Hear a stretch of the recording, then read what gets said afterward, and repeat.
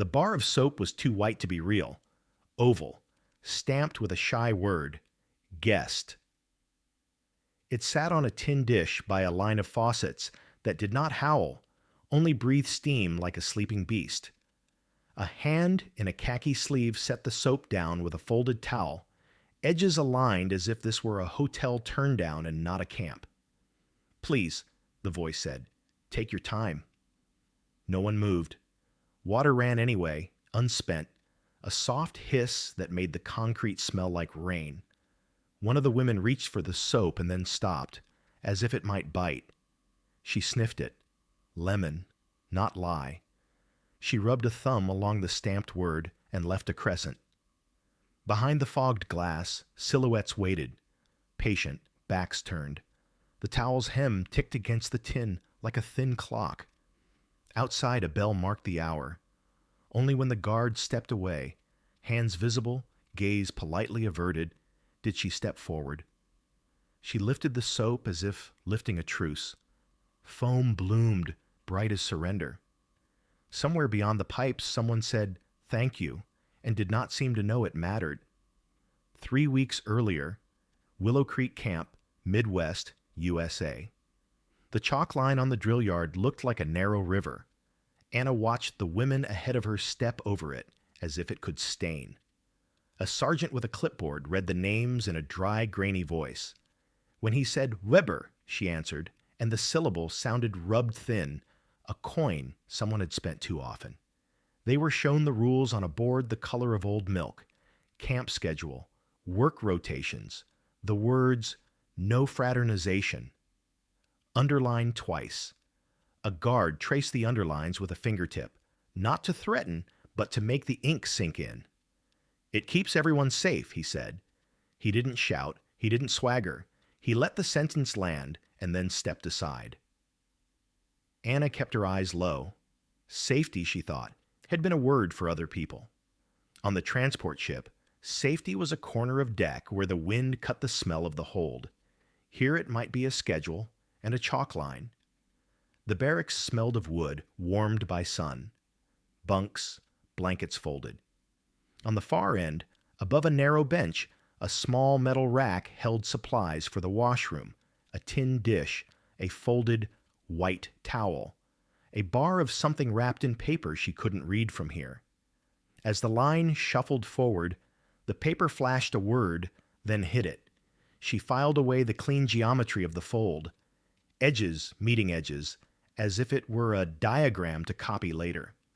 "Remember the bell," a corporal said. "Meals, roll call, lights." His vowels were Midwestern round, unhurried. "Please line up by number." The please made the woman beside Anna snort softly. "They think we're guests," the woman muttered in German, "like a summer camp." Anna said nothing. Guests, she thought, didn't sleep behind wire. They were issued work aprons and wooden tags stamped with numbers. When the tags slapped into her palm, she felt the weight of their order. One number meant one place to be, one task, one time. Order had been a uniform once. Now it was a bell and a clipboard. At noon, the yard swelled with a low, careful noise. Forks, boots, a radio far off like a bee. In the mess, the serving line moved under a small sign. "Keep your place." The man behind the ladle said, "Please." Without looking up, the word placed exactly where it belonged in the sentence, as if there were a nail for it on the wall. When her tin tray slid forward, Anna took it with both hands. "Danke," she started, then caught the shape of another word at the edge of her tongue. She swallowed it. In her pocket, the wooden tag knocked once, a reminder. Outside, after the meal, they were marched past the bathhouse. Steam sighed from the vents. The door was propped, and for a blink, Anna saw a tin dish on a shelf, and on it, a bar pale as bone, stamped with something like a promise. The door swung shut. Her throat tightened, not with longing exactly, but with the shock of a world that might refuse to humiliate her on schedule. That night, on her bunk, She recited the rules under her breath, the way she had once recited catechism answers: lights, bell, lines, no fraternization. The recitation steadied her. She decided, privately, stubbornly, to learn the camp the way she learned a machine, by watching what each part touched. Watch first, then move. When the bell rang for lights out, the barracks washed into quiet. In the dark, Anna pictured the towels fold again, corner to corner, edge to edge, and felt something loosen, not surrender, just slack in a rope that had been tight too long. If dignity could live anywhere, it might live in how you lifted a thing and put it back down exactly. The newspaper came in on a gust of dust and sun. A civilian left a stack at the outer office. By noon, a single sheet had been pinned to the bulletin board inside the wire, editorial side out. The headline didn't shout, but it didn't have to. Are we pampering prisoners? The question mark did the shouting. Women drifted past the board as if past a shop window they would never enter. Ink bled a little into the soft paper, raising a faint smell like damp pennies. Anna read the first lines and felt the sentence reach for her with a cold finger. Hot water, it said. Towels, it said. Words like, please. As if courtesy were a luxury item doled out in error. Behind her, the fence ticked as wind touched the mesh. See? A girl from the transport said in German. Soon they will take the soap. She made the word Siefei sound like a scold. A corporal cleared his throat. Editorials are opinions, he said, not unkindly. Camp policy is the rules. He tapped the laminated schedule with a knuckle. Then the posted extract of Geneva provisions. He didn't touch the newspaper. He didn't need to.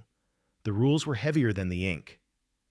Work detail took Anna to the corridor outside the bathhouse. Steam breathed under the door, then flattened as someone inside opened a vent. Through the crack, she saw the tin dish and the pale bar set on it, the stamp she knew now. Guest. The sight made her shoulders loosen and then tighten again, like seeing a friend at a distance with a uniform you couldn't name. 2 guards entered, one older, one very young. The older woman carried a stack of white towels, folded so true their corners could have cut paper. She set them down on the rack, looked at the level, and adjusted the top towel by the breadth of a thumbnail. The gesture was small enough to miss. Anna didn't miss it. The younger guard, cheeks peach soft, glanced at the editorial on the wall and then at the towels. Ma'am, she said, should we? The question trailed into the noise of the vent. We should do our jobs, the older woman said. Not hard, not soft, just exact. Please check the bell for the 5-minute cycle. Please. The words slid into place like a tool back into a drawer. In the yard, a knot of prisoners clustered around a woman reading the editorial out loud in halting German.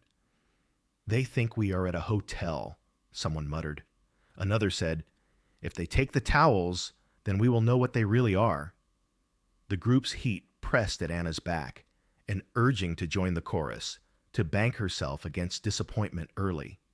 She stepped away instead, toward the posted box for internal remarks. The slot was narrow. The card inside was smaller than her palm.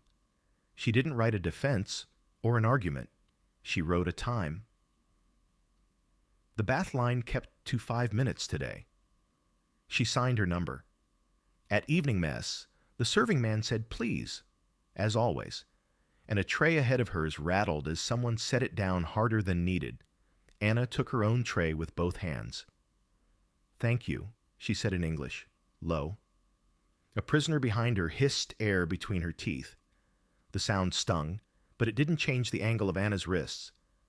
Afterward, they passed the bulletin board again. A new notice had been pinned beneath the editorial. Inspection completed.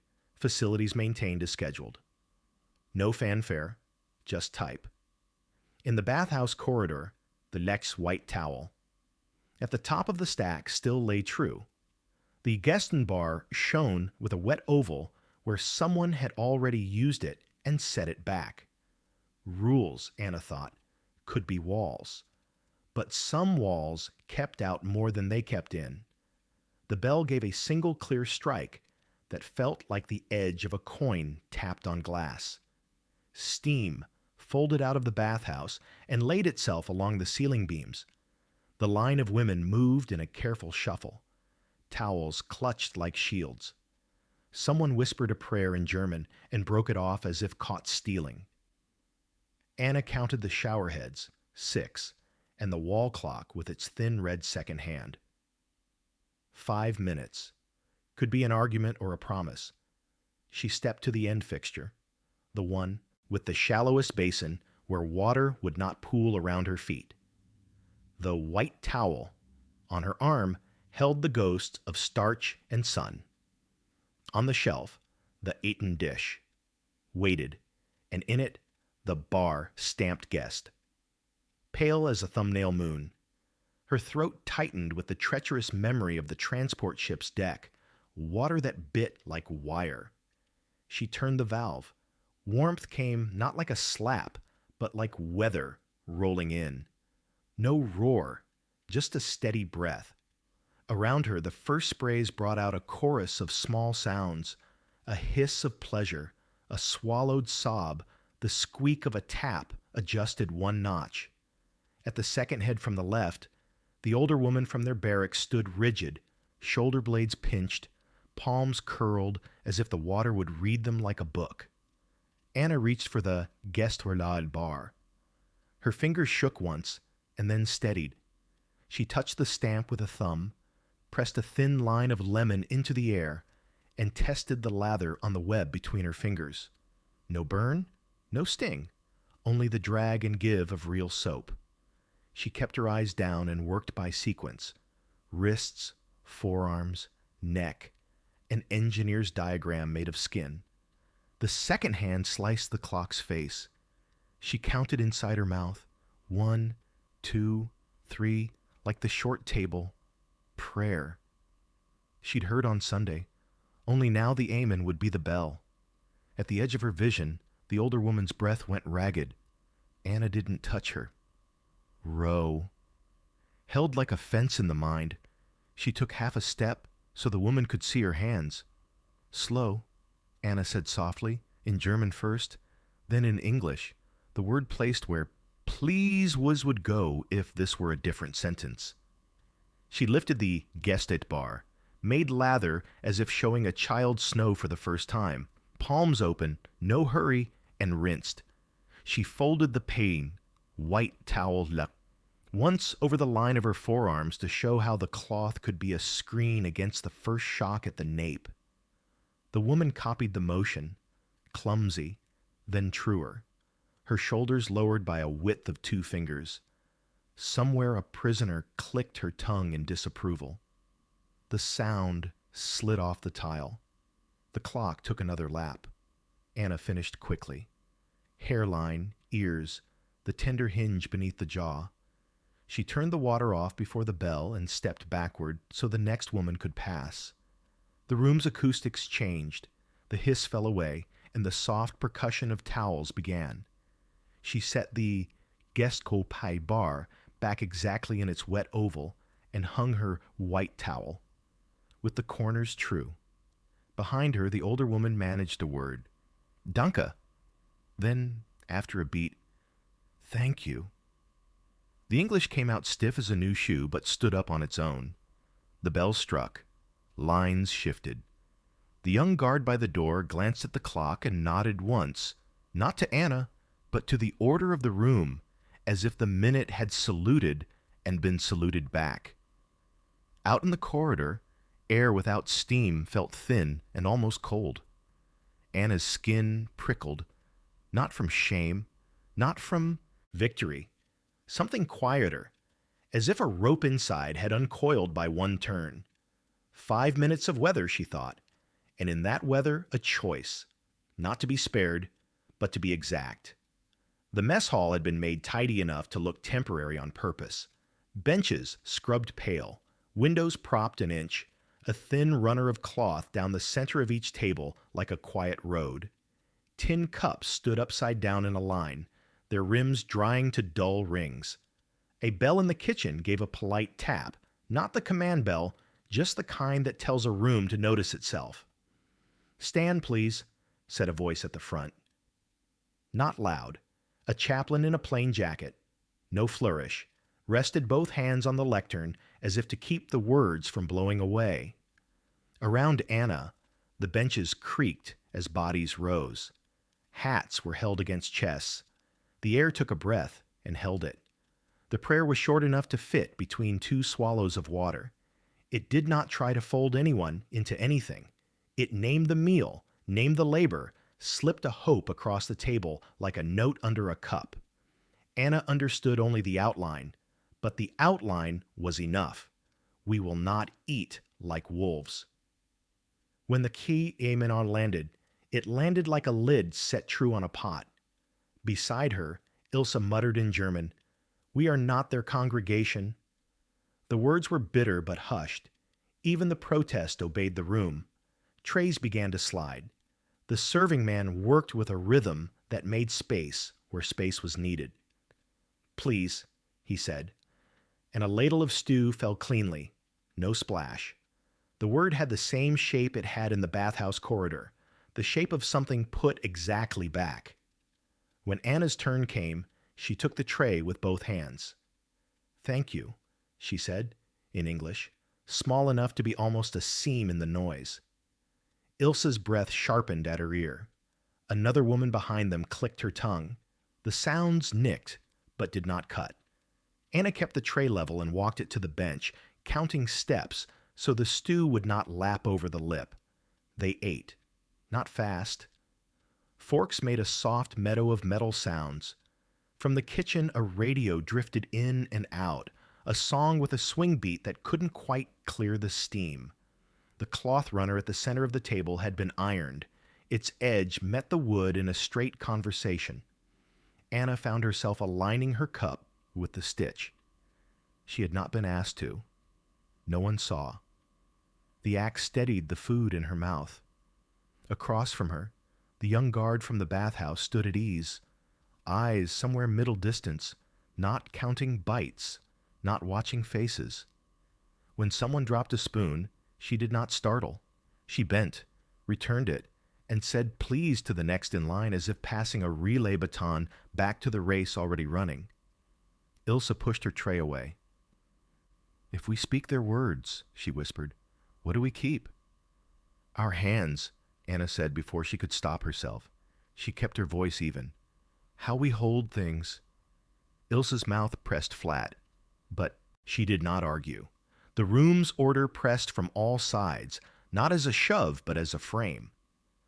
Anna felt the white towel of the afternoon in her fingers again, the way fabric learned to be a screen and then a comfort.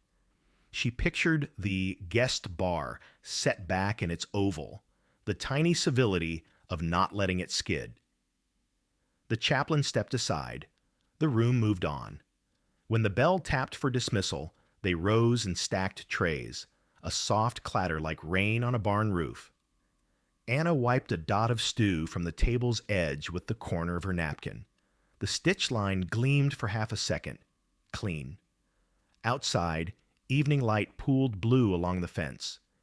Ilse walked a pace ahead, shoulders high, but she did not move away when Anna came level. The silence between them felt like a truce not yet written down. The infirmary smelled like carbolic, and linen sun-dried too quickly. Light fell through high windows and made slow rectangles on the floor, as if the day had been cut into cards and laid out to dry. A cart squeaked once, and then decided to be quiet. On it sat a stack of white towels. Edges not yet aligned, a small drift in need of wind. "Please count," said the nurse. She wore no ornament but a watch pinned to her apron, the second hand twitching like a sparrow. 50 to a shelf. The "please but" landed with the same weight it had in the mess line and the bath corridor, exact, unforced, lodged in the sentence where it kept time. Anna washed her hands at the small sink. The Gestas bar lived here too, its stamp softened, the oval dish rimmed with a faint lemon ring. She wet her palms, turned the bar once, and felt the slick rise. Not a hotel, she thought, a rule you could hold. She rinsed and set the cob. Gestored back in its wet moon so it would not wander.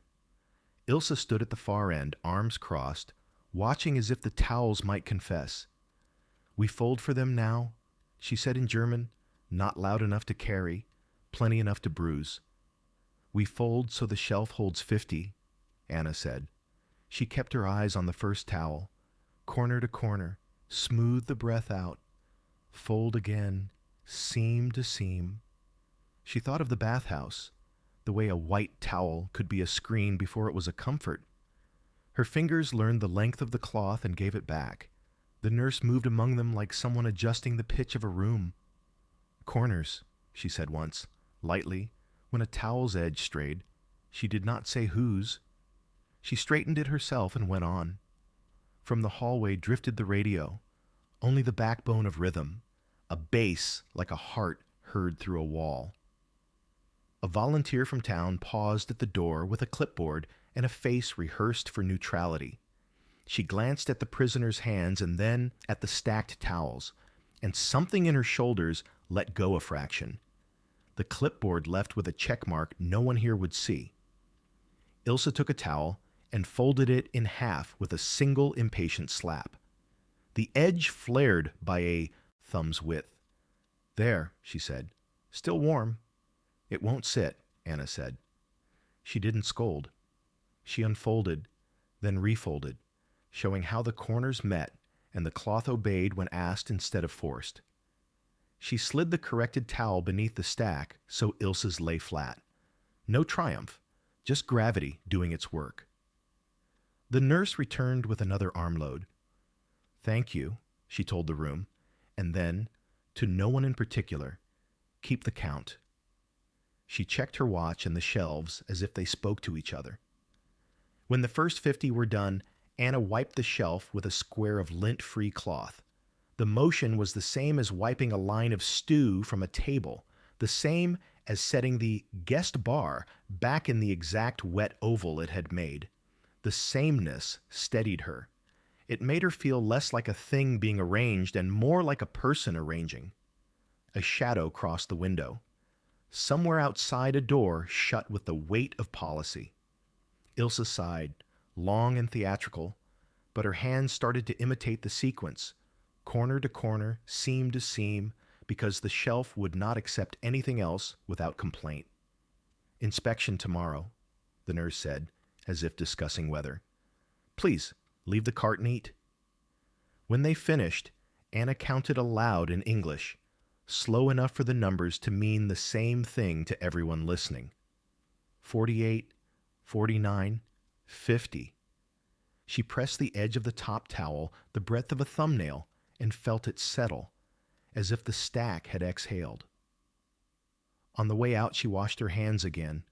The Gaston bar had thinned at the middle, a small saddle where many palms had ridden. She turned it so the stamp faced up before she set it down. Ilse rolled her eyes, but did not reach to turn it back. In the corridor, air cooler than the infirmary slid under Anna's sleeves. She was tired in the way of honest tasks, not the way of fear. Work had not made her smaller. It had given her a shape that fit the shelf.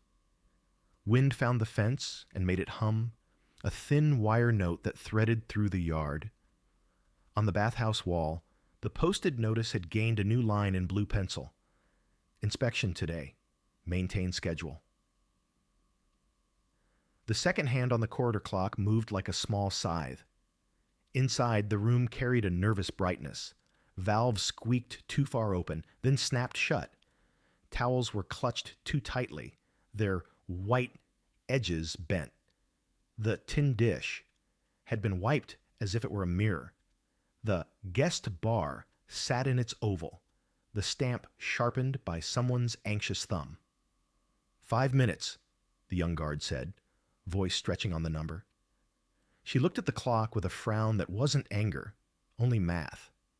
Anna felt the room leaning toward haste the way a crowd leans toward a rumor. Haste would spill. Spillage would read like waste. Waste would read like softness. She stepped to the end fixture again and opened the valve a quarter turn, then a quarter more, letting the water become weather instead of noise. "Listen," she said softly in German, then in English, the words aimed at tile rather than faces.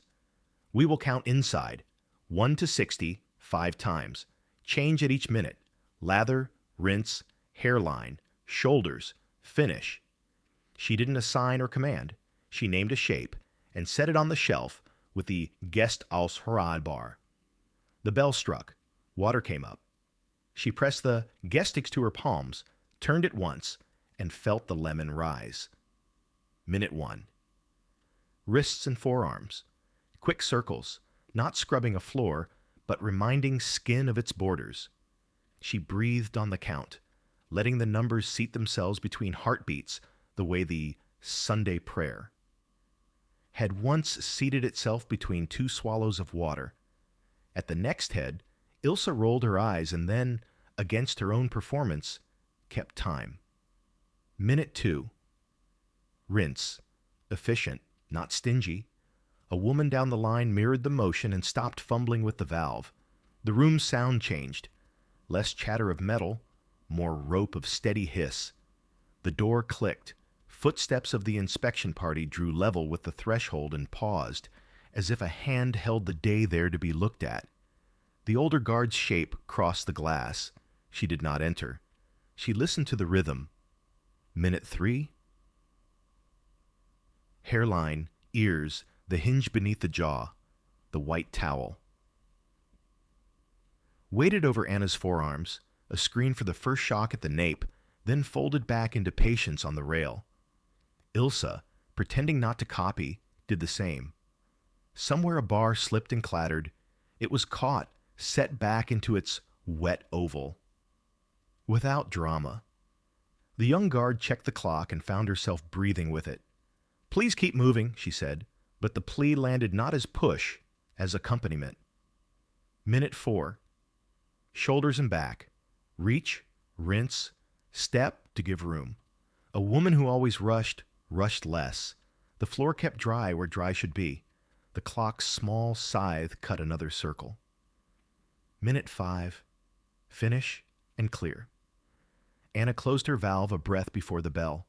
The chorus of water thinned neatly as faucets turned, not all at once, not ragged, but like a line bowing in sequence.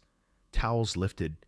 The air filled with the soft percussion of cloth finding skin. The bell rang. Silence made a shape around it. Outside the threshold, the inspection party moved on. No clipboards were raised. No new notes were added to the notice. The older guard glanced at the rack, pressed the corner of the top Seichor white towel, the breadth of a thumbnail, and let her hand fall. Her mouth did not smile. Her shoulders did. In the corridor, Anna's skin cooled. Ilse walked beside her, hair damp, mouth between arguments. "You like their bells," she said, but without teeth. "I like knowing when to stop," Anna said. She did not look back into the room, but she felt the guest bar resting where it should, the oval unbroken, a small lunar truth that could survive an inspection. The wind took the fence note higher and then let it drop. The posted notice remained what it had been. Schedule, not sentiment. The new clipping appeared like a fresh bruise. Slanted under the first editorial, the letters darker, the paper stiffer, as if indignation gave pulp more spine.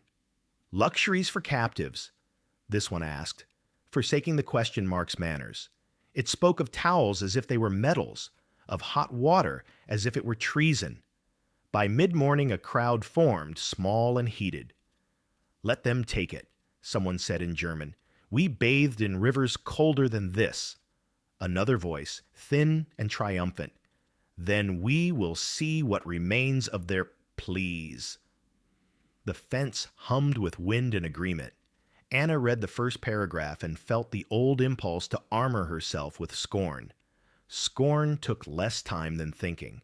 She looked away instead, to the internal remarks.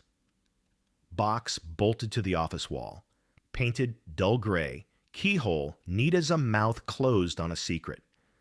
Yesterday's card lay beneath the slot in her memory. The bath line kept to 5 minutes. At the bathhouse corridor, the tin dish gleamed.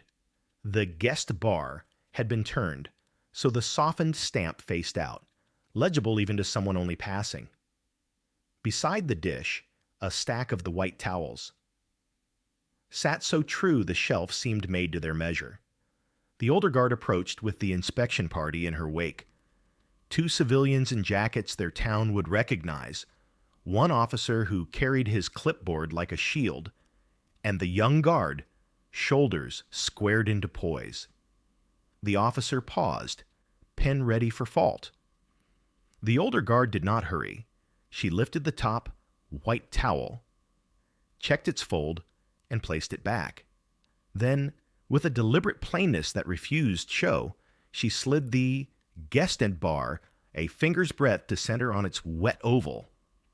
The gesture said, "This is not kindness. This is standard." No one clapped. The civilians' pens did not scratch.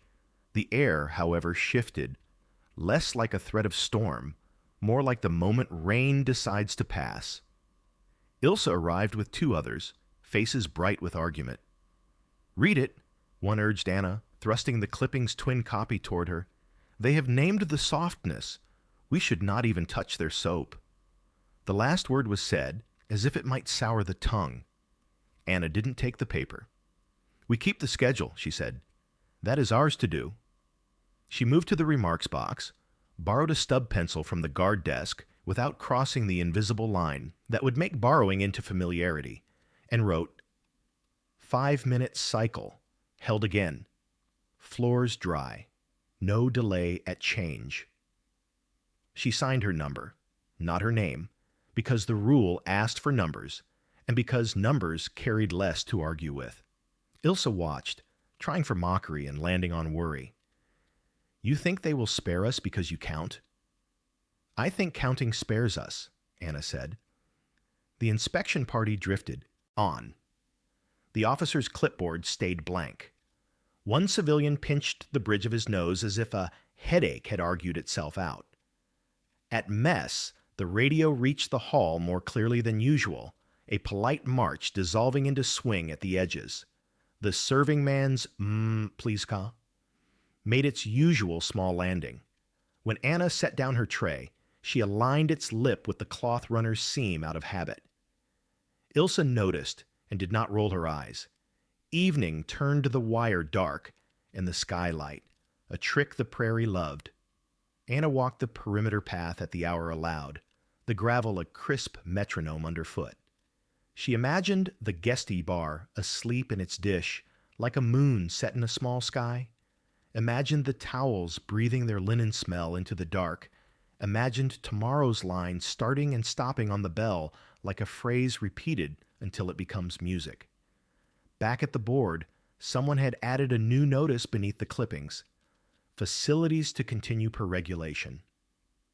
The period at the end was a square dot. Steady. Ilsa read it, then looked at Anna. "If they ever take it," she said, "what will you count?" "Breaths," Anna said. She did not smile. "And corners." The clock's second hand dragged a thin red thread around its face. Steam stitched itself along the ceiling, a low cloud that made the lamps bloom. When the valves opened, the room took a first breath. Water found tile with its familiar soft applause. At the second shower from the left, the older woman, broad shoulders pared down by travel and weeks of sleep, froze. The spray touched her nape, and she flinched as if a cable had snapped there. Her hands lifted, not to wash, but to ward off the memory the water brought with it. Her mouth worked around a word that did not arrive. Anna recognized the shape of it. Panic had a geometry, a triangle, throat, spine, air. If you straightened one side, the others could follow. She didn't step in. Roe held like a chalk line. She turned her own valve a quarter to quiet and let the sound thin so her voice could carry without being a shout. Watch, she said in German first, then in English. She lifted the guest bar from its tin dish, pressed the stamp with her thumb, and let the lemon rise as proof that the soap would obey. She lathered her palms, slow, visible, then rinsed. The bar returned to the wet oval. It had made as if it knew its place. The older woman's breath rattled. Cold, she whispered in German that had lost its grammar. Ship, pipes. Anna folded the white towel once across her forearms, turning cloth into a screen. Here, she said, still not touching. She held the towel in the line of sight between the woman and the spray, a small curtain against the idea of water, and counted, softly, like the P Sunday prayer that sat between two swallows of water. 1, 2, 3. At Riche 4. She showed the towel's edge tipping to guide the first. Rinse along the crown instead of the nape. At Scene 5. She lifted the cloth away again so the woman could see the water make no claim it had not been given. The woman's hands unclenched by a finger's width. Her breathing found the count and borrowed it. 1, she said, in her own voice this time, and the vowel steadied. She reached for the guest oer bar herself. It slipped, bumped the dish, and Anna, still outside the chalk line, tipped the dish with 2 fingers so the bar settled back into its small moon. No fuss, no witness but the clock. Behind them, a prisoner clicked her tongue. "We are not nurses," she said to the air. The young guard by the door stiffened, eyes on the second hand, wanting to help, and nailed to the floor by rule. "Minute 3, Anna murmured, mostly for the clock. She soaped the web of her hand again to show how much is enough. Not hoarding, not skimping. The older woman copied, clumsy at first. Then, according to the diagram, her body remembered from a life before this wire. Minute 4. Rinse. Careful at the ears, the hinge under the jaw. The white towel. Waited as a screen when breath hitched. Water ran down and away, not into panic. When the bell's shadow entered the last 15 seconds, Anna finished, closed her valve, and stepped back so space would open like a door. The older woman turned her faucet off 1 heartbeat later. There was a silence in the room, not total. Water still fell at the far heads, but shaped, like a pause between a question and its permissible answer. The young guard exhaled, shoulders lowering by a thumbnail's breadth. She glanced at the clock and then at the POW tin dish, where the guest bar rested centered. Her mouth formed a word she didn't say. It might have been, please. It might have been, good. Towels lifted. Cloth met skin. The older woman wrapped the white one around her shoulders like a small flag that meant not surrender, only ceasefire. "Danke," she said, and then, eyes on the towel, "Thank you." The English stood up straighter than before. They filed out on cue. The corridor air felt almost cold, a clean edge. A few steps behind, the tongue clicker muttered something about softness. It reached Anna and fell away without purchase. She had not broken the rule. She had moved inside it until it held. In the cooler light, the older woman touched the towel's corner the way one might touch a doorknob before entering a room long shut. 5 minutes, she said, more to the cloth than to Anna. Enough. Sunday put a polish on the room you could smell. Soap, wood, a thread of coffee. The mess crew had drawn white cloth runners down the center of each table, the fabric laid so straight it made the grain of the boards look almost military. Cups waited mouth down, catching small circles of light. The radio from the kitchen swung between him and static, and then remembered itself and kept still. "Stand, please," the chaplain said. Hands found hats. Benches surrendered bodies. The prayer did not fish for souls. It named bread and work, asked that people treat one another like vessels you don't chip on purpose. When the Weminu settled, it made the room level. On Anna's bench, the argument had already begun in the breath between sitting and trays. "No English," one woman said in German. "Not on their day." Another answered, "Courtesy is not a language." The words had edges. They could have cut. Trays arrived like small roofs against embarrassment. "Please," the server said, ladle steady, and stew landed without splash. When Anna's turn came, she met the man's eye not to make contact, but to place her word where it belonged. "Thank you," she said, in English, neither louder nor softer than an ordinary sentence. The syllables fit in her mouth as if they had always been stored there for a practical day. The woman to her left stiffened. Ilse, to her right, didn't. She looked at the runner's seam, then at Anna's hands, and then, after a pause that felt like a hinge finding oil, she nodded once, almost like someone agreeing with a measurement. They ate in the quiet that follows a weather change. Forks, cups, a low cough, the padded tread of the guard near the door. The young guard kept her gaze soft and far, as if watching the idea of order instead of the faces that made it. When a spoon rang against tin, she didn't startle. "Please," she said to the next tray in line, a word used not as sugar, but as grease where the line could have stuck. Anna lined her cup with the runner's stitch and felt her chest settle on that straight edge. The white cloth made no claim beyond clean.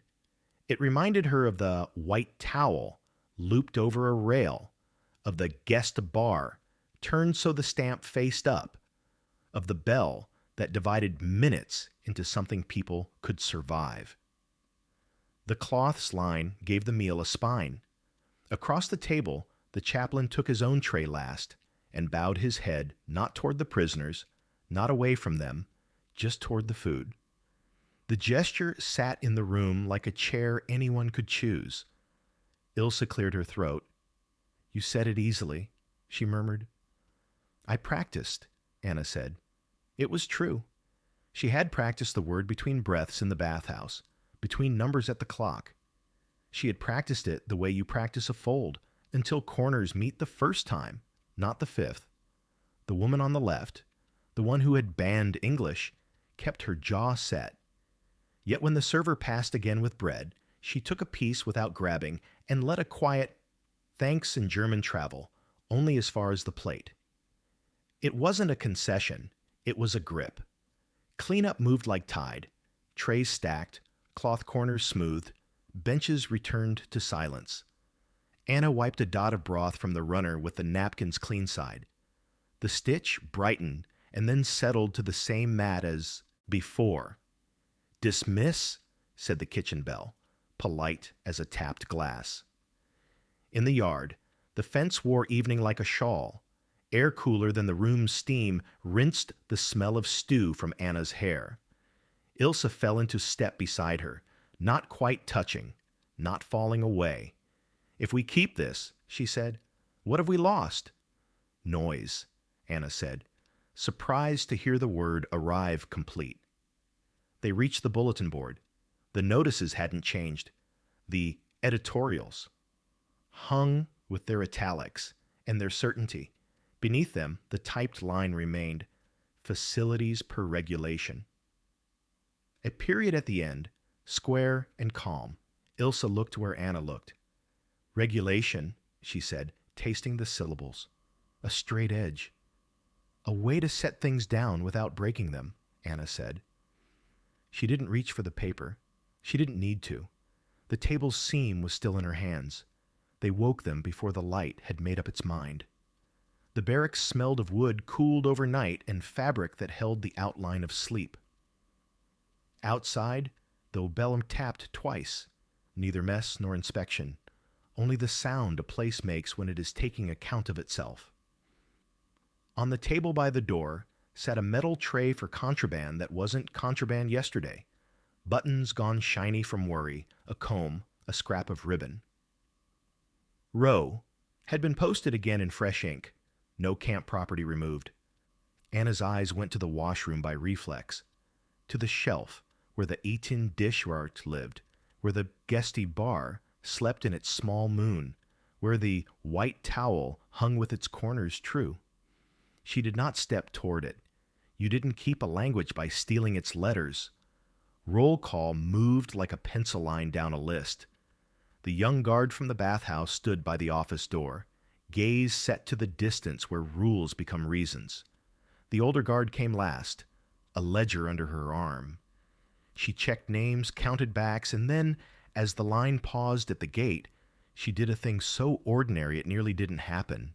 She held out a small blank sheet, cut from the end of a form. Not a note, not an address, just space. For later, she said, if you want it to say what you mean. Her voice found the precise volume between public and private, the way you set a cup down without declaring the table yours. Anna took the paper. It weighed less than a swallow. She could have refused, kept her hands tidy of gratitude, but refusal would have been theater, and she was tired of plays that broke their own sets. They moved to the gate. The fence had learned the color of dawn. It wore it without comment. Beyond, the siding held a train with windows that would mirror faces until faces chose where to look. A town volunteer read off numbers, a clerk of endings. In the space between her name and her step, Anna felt the old armor of scorn reach for her shoulders and fall away. Armor had its uses. Today it would creak. Ilse stood at her side, mouth already shaping a joke to blunt the edge. It died there. Do you keep it? She asked, eyes on the paper. I keep what it lets me keep, Anna said. They climbed into the car. Benches, a smell of coal and something like oranges riding in another compartment. Through the window, the yard unstitched itself into small squares of memory, a corridor clock with a red second hand, a white towel. Folded so well the shelf had seemed proud, the guest bar centered in its oval, the word "Please Gepauch's Landing," where a sentence needed a hinge. Someone behind them muttered that dignity was cheaper when you didn't test it. Someone else said nothing at all. Silence made its familiar shape. The older guard walked the length of the platform once, then turned back. She did not lift a hand. She did not need to. The bell tapped. A last count, not a claim. Anna opened the blank sheet on her knee. She didn't write names or places. She wrote, "Thank you," in English, then in German. Then she wrote nothing after that, leaving room for the parts of gratitude that were not owned by words. She folded the page corner to corner, seam to seam, until it made a small square that would ride in a pocket without announcing itself. She could carry that. It was not property. It was practice. The train shrugged and began to move. Wire drew past like handwriting she had finally learned to read. Anna kept her hands on her knees and felt the urge to lift them, to show the room how to hold and set down, how not to chip what you needed tomorrow. She did not rise. She didn't have to. The thing she would teach was already under her skin, already in the hinge of her wrists. Ilse leaned back and closed her eyes. "What do we call this?" she asked, half asleep. "Enough," Anna said. The word did not glow. It endured. Years later, when rain touched the tin roof just right, Anna could still hear the bathhouse breathe. Not the roar of pipes or the panic that once lived at the nape of the neck, only the steady exhale of water becoming weather, a sound that taught her how to stand inside a rule and not feel smaller for it. In kitchens and stations and waiting rooms with hard chairs, she found herself aligning cups with seams, folding receipts corner to corner until paper remembered its own straightness. No one asked her to. It steadied the day. She kept nothing from Willow Creek that could be inventoried. The white towel lived only in her hands, in the way she learned to lift and set down without chipping what came next. The guest au bar remained a small moon in memory, centered, legible, returned to its wet oval. Sometimes she thought that if courtesy had a face, it would look like a word placed exactly where a sentence needed a hinge. Please m'lauw to open. Thank you to close. There were arguments afterward in other places. People liked their certainties. Softness, some would say, and make a fist with the word. Anna learned to let the first wind of that pass. She had stood in rooms where scorn was cheaper than breath and chosen breath. She had counted minutes until fear ran down and folded itself away. On a shelf in a narrow hallway, there was a box for notes in the factory where she worked. She dropped small cards into it over the years, timings that held, corners that met, floors kept dry, numbers, not names, standard, not sentiment. The foreman called her exacting. She took it as a compliment. When a neighbor's daughter came home from a different war with the air around her slightly too bright, Anna taught her the same thing she had taught herself. Make a small square from blank paper. Write what you can in the language that will hold it, then stop. Carry it until it knows your pocket. If you must choose, choose breath. Choose corners that meet. Choose a word you can set down without breaking anything. Sometimes, walking past a church on a Sunday, she would hear the last chord of a hymn slide under a door and think of the amen that once landed like a lid set true. Not a claim, a closure. The bell in her memory still tapped at the right distances. Start, change, finish. Polite as a knuckle on glass. On certain evenings, when the prairie wind flattened the grass into a single thought, she would take out the folded square. She'd carry it across the ocean. The creases were soft now, the paper the color of old milk. 2 words in 2 languages looked back at her, and the blank that followed did the rest of the work. She did not unfold it further. The page was enough. The camera would find her hands last. Hands that once learned the temperature of dignity, setting a cup down on a clean seam and letting the room go quiet around the sound. Then the frame would know to dim, the way water knows to become air, the way a rule becomes a habit, the way a habit becomes a life.